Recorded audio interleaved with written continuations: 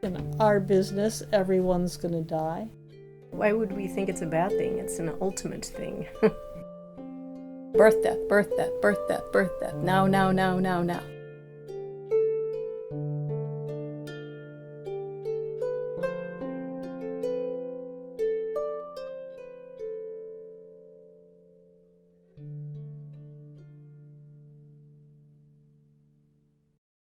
Can we appreciate death?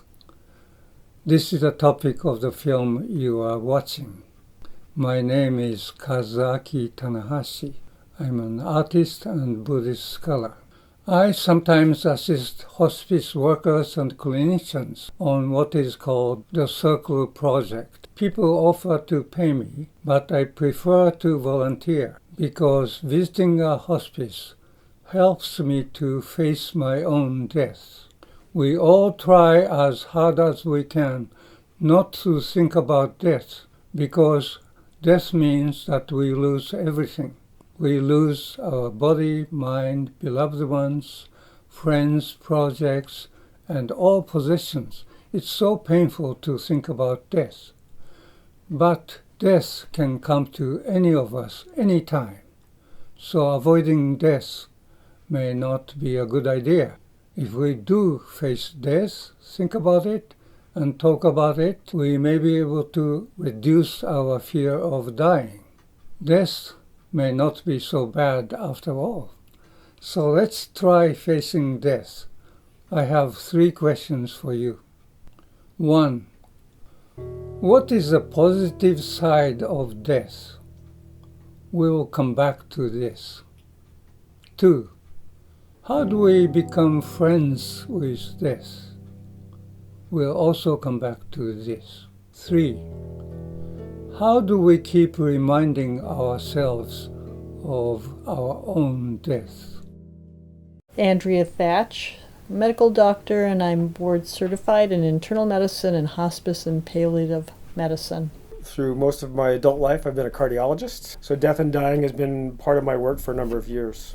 My wife has worked with me in the office, and our oldest daughter has as well. We've been together for 43 years. He was diagnosed 8 years ago. It's one thing to hear about treatment and watch people go through treatment, but when you experience it yourself, ultimately there is an end to it, and the end is with death. It's the first hospice volunteer program at San Francisco General. Began a 12-year experience of being a hospice volunteer. I started taking care of people in 1982. And we provide services in their homes. We provide services in assisted living or skilled nursing facilities, sometimes in the clinic, sometimes via teleconferencing. Our opportunity is really to have a relationship with patients, which has allowed us to participate in their end-of-life process more fully than a lot of Western doctors are able to do. The value of the hospice program was to be at the bedside of people and to see all the different ways that people approach their deaths and die, and that was invaluable. The very first patient I ever saw as a medical student, wizened old family practice doctor, took me to the bedside of a patient at the VA hospital in San Diego. He let me know that this patient had bad lung disease and that he was about to die. And he kind of stepped back and had me step forward, so I was at the bedside as this man died. I'd never been on a hospital floor before. The moment was obviously memorable, it was straightforward, and it was profound, and I felt completely comfortable in it, which was interesting. I've subsequently found myself always being drawn to taking care of really sick people or people who were suffering a great deal. The AIDS epidemic was sweeping through the city, and they needed people to be at the bedside. So we had a short training, and the experience was really taking place at the bedside. And I think the value of that was, at the time, hospice didn't exist in this country. And so there was not necessarily a fear, but just the unknown. What is it? How do we die? Let's imagine that your doctor said you have 6 months to live. then you would have a chance to change your priorities, take care of everything about your life, finish what you want to finish, and try to be ready to complete your life. Death helps you to complete your life. This is a very positive side of death. Now, shall we draw a circle that may represent your life? Please get some computer paper and color pencils. You may have red, blue, or black. That's fine. If you have oil pastels, that would be super. The first circle, that is crushed. And then the second one, continuously. That is crushed. 3, 4, 5,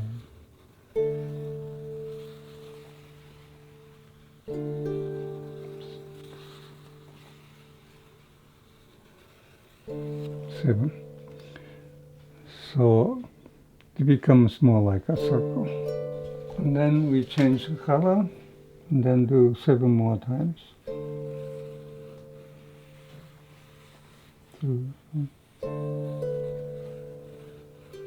3, 4, 5, 6, 7. And then the third color. 1, 2,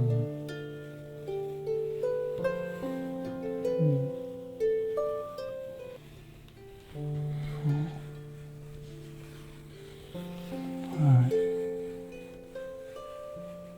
6, 7. It becomes more like a concentric circle. It's not perfect, and no single circle is perfect, but altogether, it's like our life. Each moment we have some problems, but altogether, our life can be beautiful. So if you don't like the first circle, you can try another one. This simple process often brings forth childhood memories of drawing as a joyful, engaged, creative process. As Kaz says, you don't have to worry about the composition or the colors or the perfection of the circle. The circle is always perfect, in a way. We tried to follow the format. It's not too big or too small or not too chaotic. It sort of creates a circle similar to that. So it's good to have maybe a little instruction so that we don't create funny shape for individual something. So this maybe we can do it when we are lying in bed too. And people may be fairly weak or quite sick people can do that. For about 1.5 years, I offered these circles to patients in an outpatient setting. That sometimes worked. It worked best when everyone in the room was doing it. It's too late to start this in the actual dying process, to teach the volunteers during their educational program about this. And then the volunteer may find a good place to say, maybe you could try, or we could do this together. In this palliative care landscape, we also have to be cautious not to bestow our mission onto everyone. You know, the patient is always the one who should be able to decide. Dies ist der dritte Kreis, den wir gemacht haben. Das ist mein Kreis. And now it's 17. Weil ich mich ganz stark darauf konzentriert habe, einen Kreis zu malen. Stefan meint, es ist nicht gut. Good. It's awful because it's never perfect, but in a way it's also nice because You then put it on your wall and you confront yourself all the time with it, and then it's somehow itching and you want to do it again, and then yeah, this is keeps you going somehow. It's nice.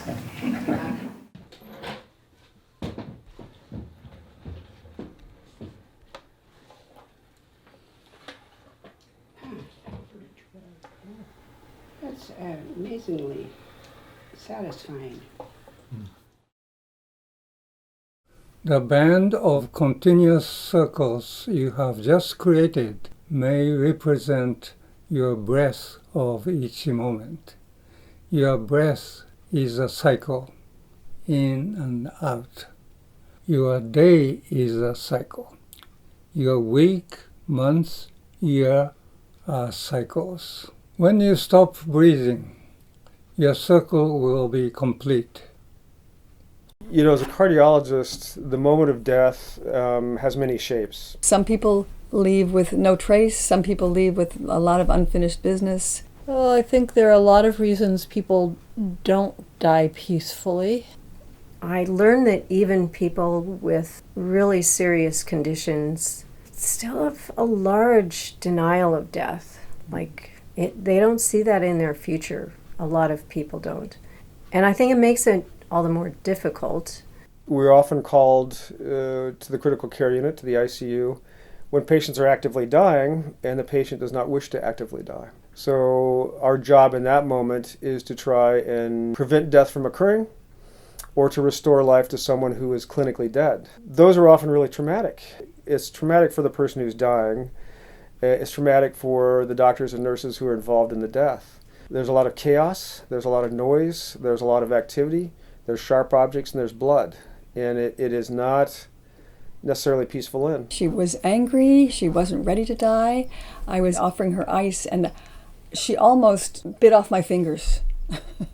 She was so tense. Conversely, I've been invited by patients and family members into the ICU when somebody's actively dying. It's quiet. There's people around who care, and often the nurses who are around care, and the family members, and it's a completely different experience.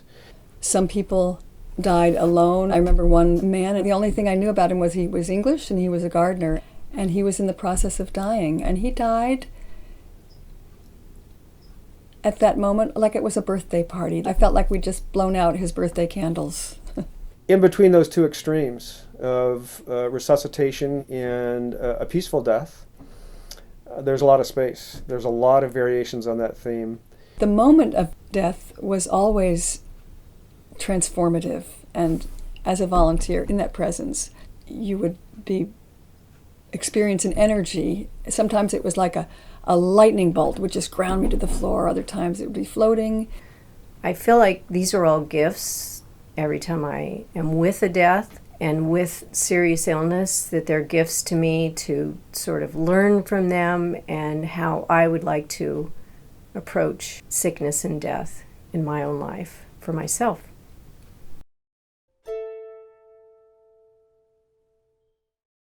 The 21st century medicine in America is very good at prolonging life. It is not nearly as good as restoring health or well-being, and it's certainly not very good at restoring peace of mind for the person who's dying and for the family members who are accompanying them on that journey. He had an interesting living will. His living will was that every effort be made to keep him alive. And I saw him in his last hours in the hospital, and he was undergoing these procedures to try to keep him alive, but he was very alert. But I could see the fear in his eyes. He was in panic. He knew he was dying, but he couldn't let go.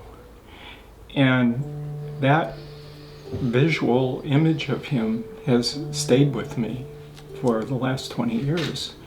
And I thought, after this happened, I thought, I have to prepare my life in living. I need to live in a way that when that moment comes, I'm prepared. I already know how to be unfearful. About 20 years ago, I was taking care of my mother while she was dying, and it was a very quick process. It lasted only about 6 weeks. And very near the end, the hospice worker came and asked my mother if she had a chaplain or a minister or what her religious belief was. And it was close enough that this hospice worker was wanting that person to come in and give my mother a blessing or whatever. And my mother and I had this exchange with each other because she's not a religious person, but she has filled her life with great beauty, and the house that we lived in really looked like a Zen temple, and it was very serene and exquisitely beautiful. And at that point it was hard for her to talk, but she and I exchanged a look, and she was lying on the couch, and she just went like this.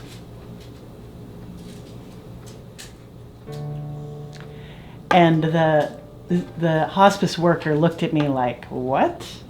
And I said, what my mother is trying to say is that her religion is beauty, and that this is what she wants to be surrounded by in death.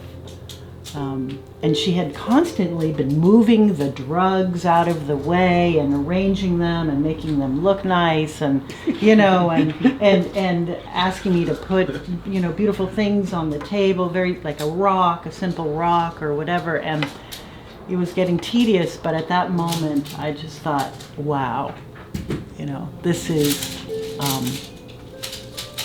the way she lived, and this is the way she wants to die. And there was such richness and serenity in it, and I felt this is what I want too in my life and in my death.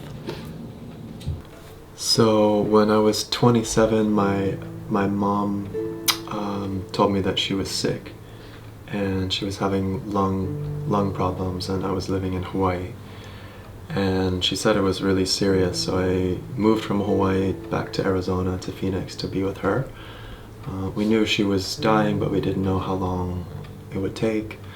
And it was a 3-year period of me holding on with a death grip on life, trying to make my mom not die by dragging her to every possible type of practitioner and having every sort of intervention to try to prevent losing my mom, who was also my first teacher. And I ended up in the hospital with pneumonia and almost died. And it occurred to me that I would actually kill myself before she actually passed, and that I needed to somehow change my way of relating to the whole situation. I'm an only child. She was my best friend, my spiritual teacher, and my mom. So after the 3rd year, I was 30, and it occurred to me that what was needed was to love her as she is, and to be able to embrace the situation as already complete, and that I was being greedy in a way by wanting more life from her for myself. And I remember so clearly, I was there. I would go visit her in the evening, and I spent the evening with her, and I had a really strong feeling that she might pass that night. And I said, "Mom, do you want me to spend the night?" And she said, No, don't spend the night here with me. You'll just have to clean up my sputum and do all of these things. You go spend time with your friends, do something fun. And I pulled my car out of the driveway, and I started weeping. And it came to me that if I can't feel that it's already and always whole, complete right now, then I'll never be in that state, and I'll just keep holding on to her whether she's alive or dead. And so this idea of already and always whole came to me, and I cried all the way home. And the next morning my stepfather called me and told me that she had passed in the night in her bed, and he found her sitting up with a smiling, gesture on her face, And that's always how she wanted to go. She didn't want any fuss. She didn't want anyone around. She wanted to have her private space for her dying process. And I felt that somehow she wouldn't let go of me until I let go of her. Mm-hmm. And it took me being able to see that it's somehow perfect in some way that I couldn't understand. So already and always whole is a reminder for me to take that lesson that she taught me into every moment of my life. I have a terminal condition, and my family has participated in my life and will be participating in my death. And we thought it would be a good idea for us to all do this seminar, sponsored by an old Dharma friend of mine at the Denver Zen Center, called 11th Hour. What is useful in the Western world, and particularly in North America, for people to have done before they die, or to be doing while they're dying? There's a pragmatic arm, the medical nuts and bolts of death and dying in America. The other is what's the nuts and bolts of material needs. Do I have a will? Are papers signed? Is the transgenerational flow of material goods going to work out well? Is all that done? What I didn't know, a novel idea, was this idea that was presented as an ethical will, also spoken of as ethical legacy. What is the value that drives your existence? Can you distill that? Can you put that in your own mind's eye into a language that others can appreciate? Our outpatient palliative care allows me to see people over time during different phases of their illness. It might only be over a couple of months. Our first interview is always taking a step back and seeing who that person is. What matters to you? How have you lived your life? What have you found meaningful? What gives you joy? What has given you strength? What's defined you in your life? Those kinds of questions of what makes me me and what I find important, how I relate to my faith at a time when I'm unwell, those aren't necessarily in people's consciousness at all. But in the interviewing, it sets something in motion for people, and I have seen over and over again how people can circle back around to their core. For me, it was relationship. When this novel concept was presented, I spent some time thinking about it and thinking about what is the nature of my drive in my life and now facing my death. And it's really a relationship. I have a good friend who died, and she was in the process of choosing assistance, which is legal in Colorado.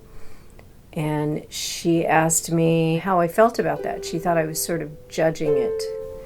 And I said, no, I'm just knowing that I'm going to be losing my friend. And with my husband, I just want to keep in mind that it's always his decision, and as it should be with everyone, I had not all that long ago an experience with someone in his early 50s who had a terrible cancer, which was not responsive to any of the treatments. He and his wife were just devastated. There was such struggle, and it was very clear that his body was failing and he was in the early phases of dying. We made a treatment plan together, and I video conferenced in a couple of days.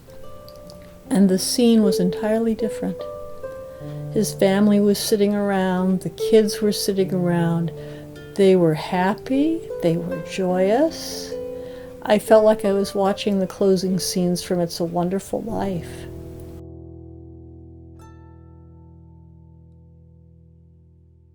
The Circle project has two elements. One is for you to draw a circle. The other is for you to look for a reminder for the time of facing difficulties such as a major surgery or death. However young or healthy you may be, you might like to shape your consciousness for the time of facing difficulties. Find something you want to repeat and keep reminding yourself of. For example, breathe and smile, or I can be strong. The reminder should be a few encouraging words of your own. Please write down a few short sentences and choose one.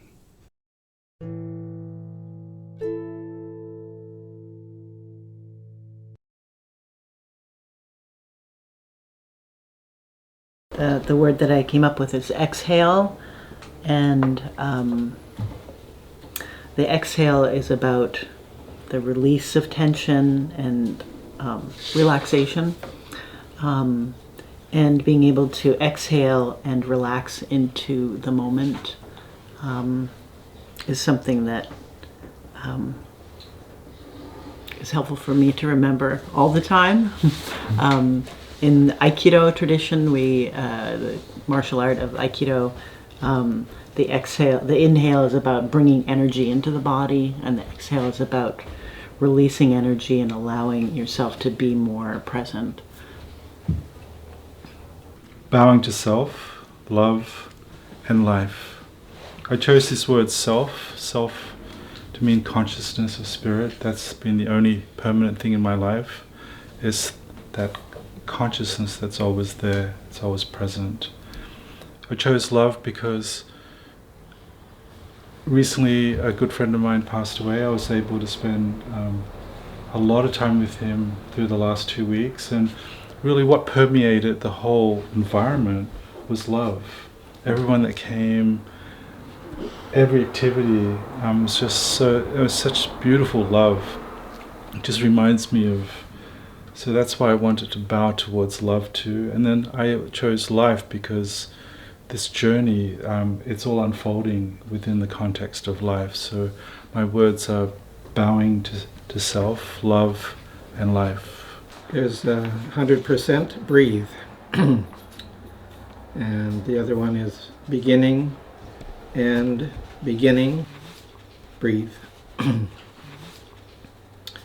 I thought of that because a long time ago I visited an old Roshi at Daitokuji who was very ill with arthritis, and he just hobbled into the room and then he said, well, now I'd never say anything more about Zen to all my students or anything.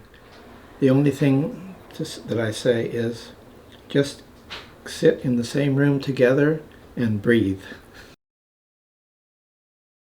Our training was that we didn't need to do anything. The training was to let go of any expectations. People had to teach me how to listen deeply. People had to teach me how to respect them. People had to teach me not to need to do anything in particular. There may be nothing to do but just to be present and alive with them and follow them on their journey.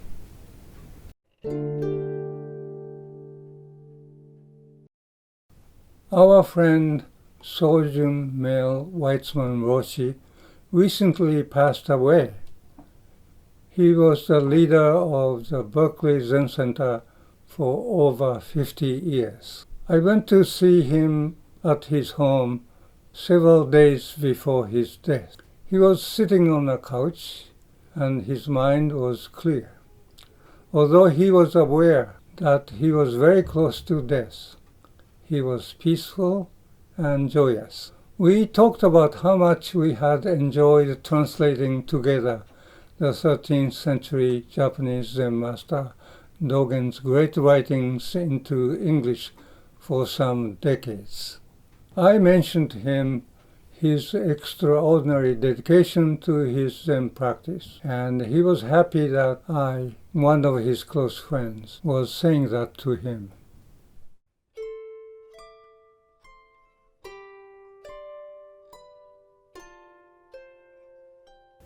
I became a disciple of Sojun Roshi's about 8 years ago.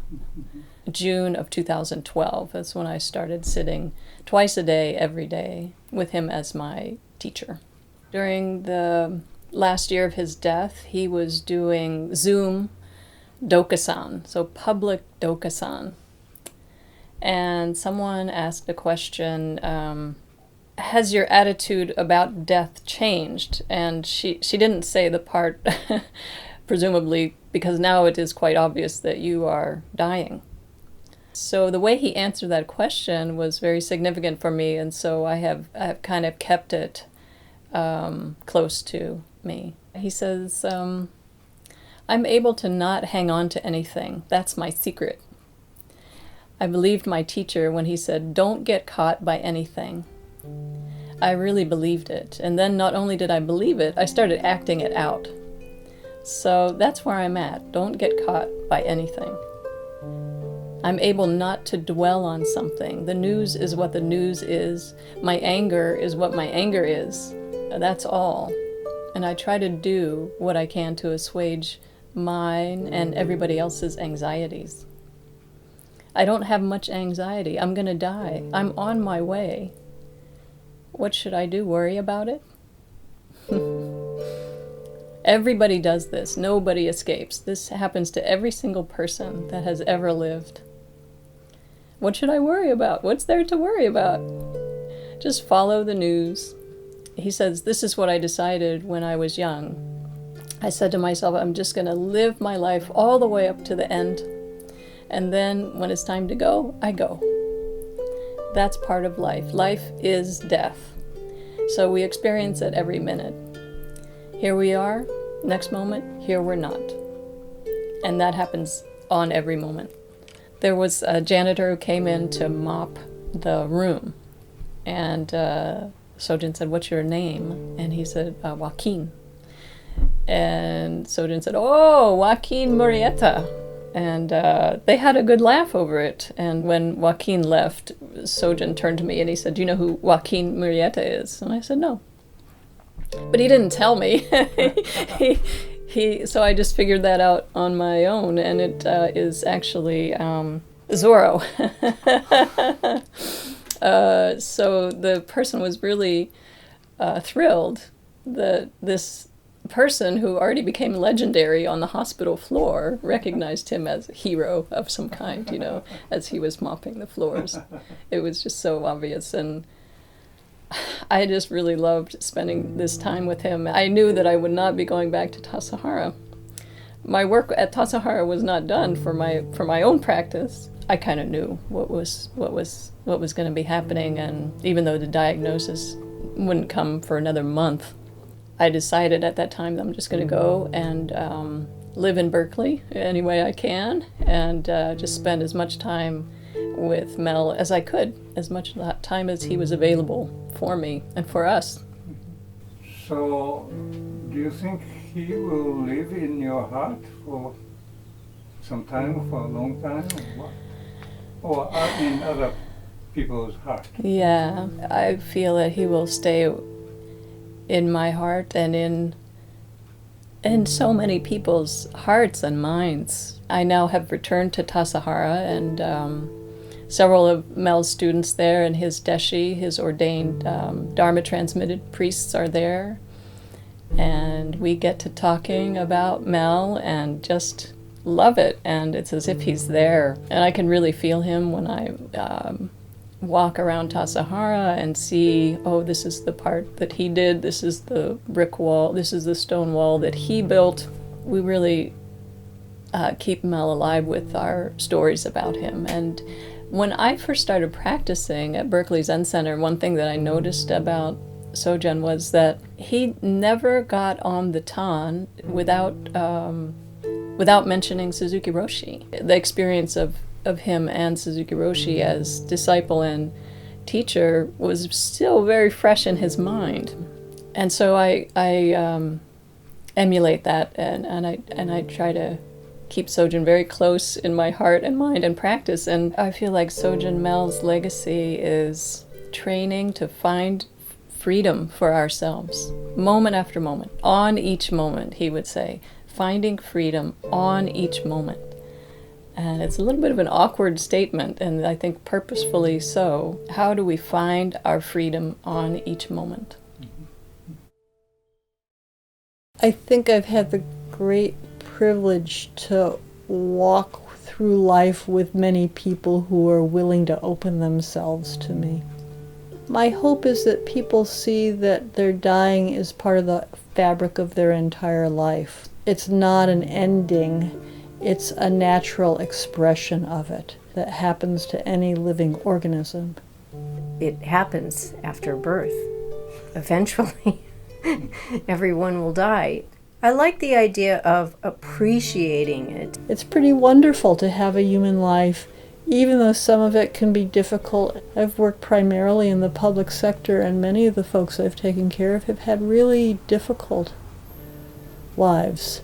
But it's really wonderful to be alive, even when it's difficult.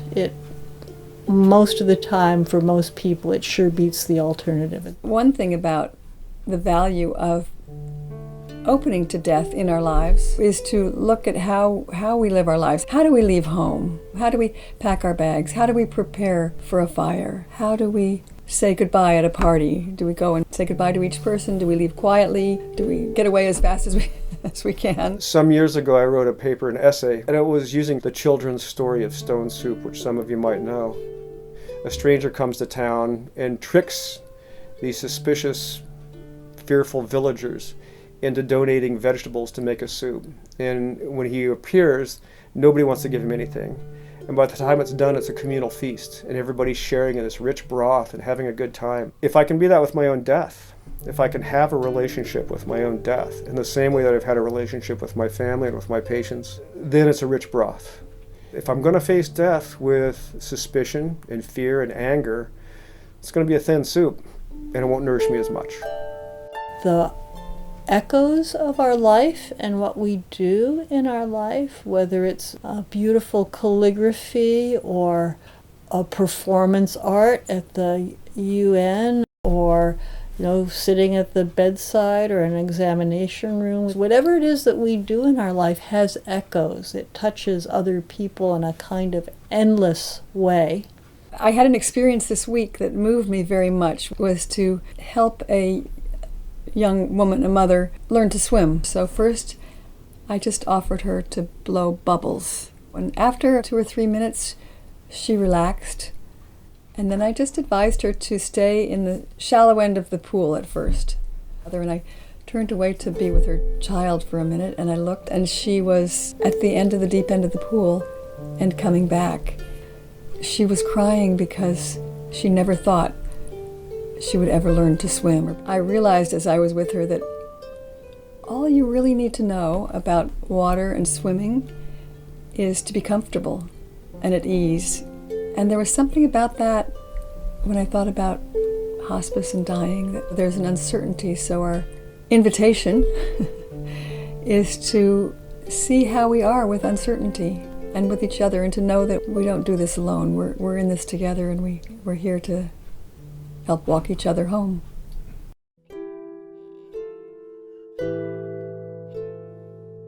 How do we think about people after they're gone? Do we think about the negatives, like, oh, they would have said this, or oh, they would have done that? Or do we think about the positives, and we could sort of, still living, maybe think about how we want to be thought about in the hearts of people that we love and care about? I would hope that my daughters continue to walk by a rose bush and realize my mother would have stopped to smell a rose, because that's who I am. I think people die, for the most part, very much in the way that they've lived their lives. One thing I did learn from hospice that was very clear to me, we don't know how we're going to die or when, but what was very clear to me is that people die as they live. And you don't always know what that looks like, but when they're dying, you realize, oh yes, this is the culmination of a lifetime of preparation. And that, I think, is a great value of hospice, and the openness to be present with dying and living. If we can learn to appreciate death, the fact that it's going to happen, whether it happens suddenly or not suddenly, then maybe we can appreciate life. There's a lot of comfort in knowing that we've had some kind of impact, turning towards that and recognizing that our life is larger than our death is. I think those are some of the elements for a peaceful death, actually, is to feel like you've finished. You're a complete person, and your work here is complete. Whether you actually did everything that you wanted to or not, this is how I turned out. the places that were still rough or unfinished or not. This is how I turned out, and it's good. It's me.